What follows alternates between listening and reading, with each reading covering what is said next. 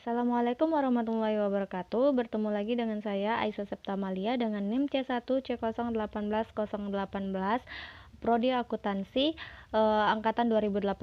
Baiklah, kali ini kita akan membahas mengenai sejarah dan pemikiran akuntansi syariah.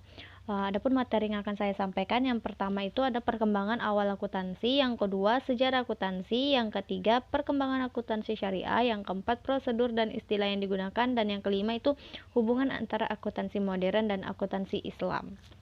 Nah, pada awal memasuki materi yang pertama yaitu perkembangan awal akuntansi, di mana pada awalnya akuntansi itu merupakan dari ilmu pasti, yaitu bagian dari ilmu pengetahuan yang berhubungan dengan masalah hukum alam dan perhitungan yang bersifat memiliki kebenaran yang absolut. Kemudian penemuan metode baru dalam akuntansi itu mengalami penyesuaian dengan kondisi setempat, sehingga akuntansi itu bukan lagi merupakan bagian dari ilmu pasti, tapi lebih cenderung menjadi bagian dari ilmu sosial, yaitu bagian dari ilmu yang mempelajari fenomena keadaan masyarakat dengan lingkungan yang bersifat lebih relatif.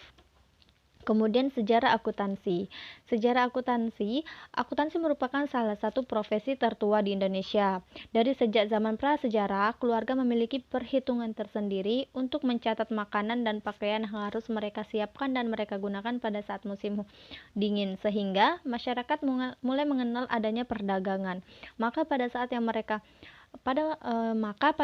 yang sama mereka telah mengenal konsep nilai dan mulai mengenal sistem moneter. Bukti tentang pencatatan tersebut dapat ditentukan dari mulai kerajaan Babilonia 4500 sebelum Masehi, Firaun Mesir dan kode-kode Hammurabi 2250 sebelum Masehi, sebagaimana ditemukan adanya kepingan pencatatan akuntansi di Ebla Syariah Utara. Kemudian adapun perkembangan akuntansi syariah itu dibagi menjadi dua zaman, yaitu zaman perkembangan Islam, di mana pada saat ini Islam berkembang seiring dengan perkembangan pendeklarasian sebuah negara di Madinah tahun 622 Masehi atau bertepatan dengan tahun 1 Hijriah, di mana pada saat itu Nabi Muhammad SAW sebagai seorang kepala negara menerapkan sebagai ketua Mahkamah Agung, mufti besar dan panglima perang tertinggi, juga penanggung jawab administrasi negara. Nah, bentuk sekretariat negara masih sangat sederhana dan baru didirikan pada akhir tahun 6 Hijriah. Pendirian Baitul Mal pada awal abad ke-7, pengelolaan Baitul Mal masih qadi, ditambah para sekretaris dan pencatat administrasi pemerintahan. Kemudian yang kedua yaitu zaman 4 khalifah, di mana pada saat pemerintahan Abu Bakar, pengelolaan Baitul Mal masih sangat fleksibel, di mana penerimaan dan pengeluaran dilakukan secara seimbang sehingga hampir tidak pernah ada sisa. Kemudian di mana perubahan ini mengalami perubahan signifikan dilakukan oleh Khalifah Umar bin Khattab melalui perubahan sistem administrasi. Nah, kemudian sedangkan perkembangan lebih komprehensif mengenai Baitul Mal dilanjutkan pada Khalifah Ali bin Abi Thalib. Kemudian Ibnu Taimiyah mengatakan bahwa mustahib adalah kewajiban publik.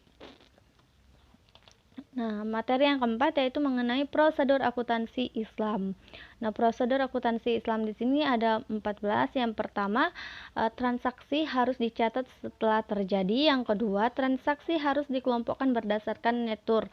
Yang ketiga, penerimaan akan dicatat di sisi sebelah kanan dan pengeluaran akan dicatat di sebelah kiri. Yang keempat, pembayaran harus dicatat dan diberikan penjelasan yang memadai di sebelah sisi kiri halaman. Yang kelima, pencatatan transaksi harus dilakukan dan dijelaskan secara hati-hati.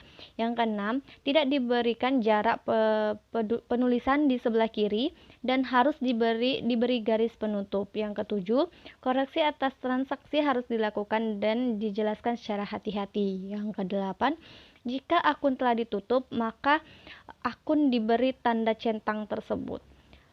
Kemudian yang kesembilan, seluruh transaksi harus dicatat di buku jurnal. Yang keempat, saldo diperoleh dari selisih. Yang ke-10. Kemudian yang ke-11, orang yang melakukan pencatatan untuk pengelompokan berbeda dengan orang yang melakukan pencatatan harian. Yang kedua, laporan harus disusun setiap bulan dan tahun. Yang ke-13, pada setiap akhir tahun laporan disampaikan oleh Alkateb. Kemudian yang terakhir atau ke-14, laporan tahunan yang disusun Alkateb akan diperiksa dan dibandingkan dengan tahun sebelumnya dan akan disimpan di Diwan. Materi yang terakhir yaitu hubungan akuntansi modern dan akuntansi syariah, di mana pada saat ini Luca Pacioli adalah ilmuwan dan pengacara dan pengajar di beberapa universitas Italia. Beliau telah membaca banyak buku termasuk buku yang telah diterjemahkan, banyak buku Arab terjemahan sejak tahun 1202 Masehi. Nah, Leonardo Fibonacci of Pisa dengan judul Liber Abaci Pisa banyak belajar mengenai angka dan bahasa Arab, sehingga di dalam bukunya disebutkan bahwa ia menyarankan dan menerangkan manfaat mengenai angka Arab tersebut dan dalam pencatatan transaksi. Kemudian Pacioli memiliki teman Onofrio Dini Florence yang sering bepergian ke wilayah Arab. Dugaannya hubungan antara akuntansi modern dan Islam. Baiklah, itulah materi yang dapat saya sampaikan. Apabila semoga dapat bermanfaat untuk kita semua. Terima kasih telah menonton. Saya Heri, wabillahi taufiq wal hidayah. Wassalamualaikum warahmatullahi wabarakatuh.